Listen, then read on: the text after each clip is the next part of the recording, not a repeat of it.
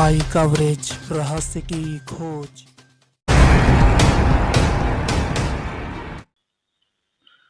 उत्तराखंड राज्य के पौड़ी गढ़वाल जनपद में जिलाधिकारी गढ़वाल डॉक्टर विजय कुमार जोगदंडे ने देश के प्रथम सीडीएस जनरल विपिन सिंह रावत के पैतृक गांव विकासखंड द्वारिखाल के सैणा पहुंचकर माननीय मुख्यमंत्री के प्रतिनिधि के रूप में शहीद जनरल विपिन सिंह रावत व उनकी पत्नी के फोटो पर परिजनों के साथ माल्यार्पण व श्रद्धांजलि अर्पित की तथा उपस्थित लोगों के साथ 2 मिनट का मौन रखा। इस दौरान उन्होंने सीडीएस के परिजनों से मुलाकात कर शोक संवेदना व्यक्त कर सांत्वना भी दी।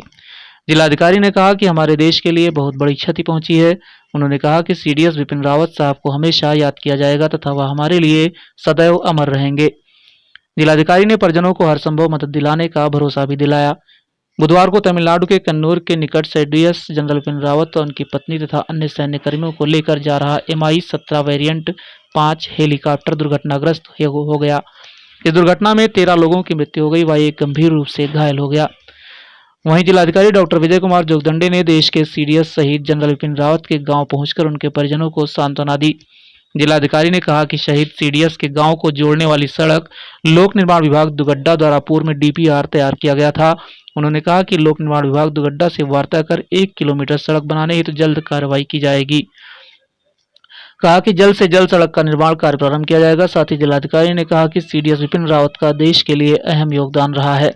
इस दौरान उन्होंने कहा कि सीडीएस विपिन रावत की स्मृति में कुछ निर्माण कार्य या अन्य कार्य भी किए जा सकेंगे। उसके लिए परिवार से वार्ता की जाएगी तथा उसके विचार के अनुरूप शासन को प्रस्ताव भेजा जाएगा। उन्होंने परिजनों से कहा कि वे माननीय मुख्यमंत्री के प्रतिनिधि के रूप में पहुंचे हैं। माननीय मुख्यमंत्री जी शहीद सीडीएस के अंत्येष्टि में दिल्ली को रवाना हुए हैं। उन्होंने कहा कि जनपद के विभिन्न कार्यालयों में भी अधिकारियों और कर्मचारियों द्वारा शोक संवेदना व्यक्त की गई है। जिलाधिकारी ने शहीद सीडीएस के परिजनों के साथ बातचीत की दौरान उनको याद करते हुए कहा कि पिछले सप्ताह वे श्रीनगर गढ़वाल आए थे।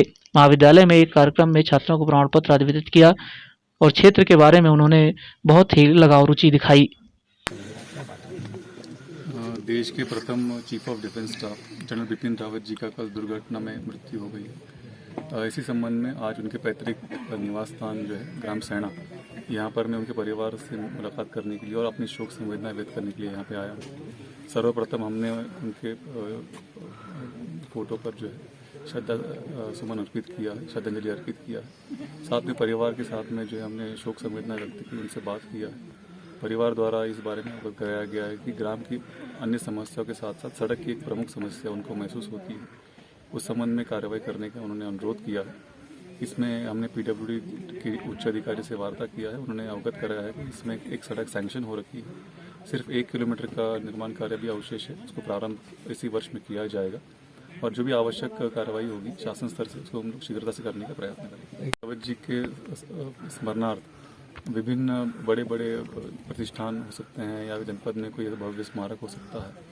इस संबंध में परिवार से वार्ता किया जाएगा। परिवार की क्या आकांक्षाएं हैं, उनकी क्या इच्छा है, इसमें वार्ता करने के उपरांत साथ साथ ग्राम पंचायत के जो अन्य निवासी हैं, जो उनके परिवार के सदस्य हैं, उनसे बात की जाएगी और जो आम जनमानस और परिवार की आकांक्षाएं होंगी उसके अनुरूप प्रस्ताव शासन को प्रेषित किया जाएगा। स्मृति में 2 मिनट का मौन उसका पालन किया गया। सभी कार्यालयों ने इसमें प्रतिभाग किया।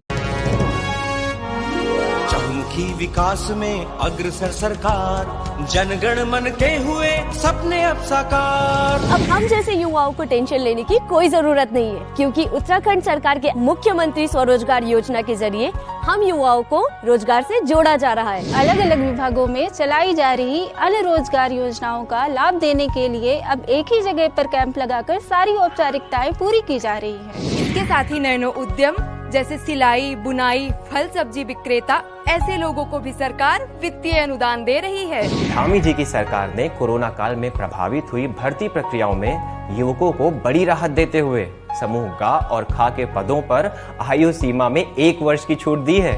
और यही नहीं, मार्च 2022 तक होने वाली भर्ती परीक्षाओं में लिया जाने वाला शुल्क भी धामी जी ने अब माफ कर दिया है। वीर चंद्र सिंह गढ़वाली पर्यटन स्वरोजगार योजना के तहत दी जाने वाली सब्सिडी को बढ़ाया जा रहा है। अब स्टार्टअप के लिए भी सरकार युवाओं को सहूलियत दे रही है। श्रीनगर, हल्द्वानी और देहरादून के मेडिकल कॉलेजों में 501 पदों को सृजित किया गया है और इसी के साथ ही राजकीय नर्सिंग कॉलेज बाजपुर में 70 पदों की स्वीकृति दे दी गई है। उत्तराखंड में लगभग 22 से 24,000 रिक्त पदों और बैकलॉग के साथ ही समस्त रिक्त पदों पर भर्ती प्रक्रिया शुरू हो चुकी है। अब मिलेगा हमें रोजगार का अधिकार। युवाओं के संग है हम,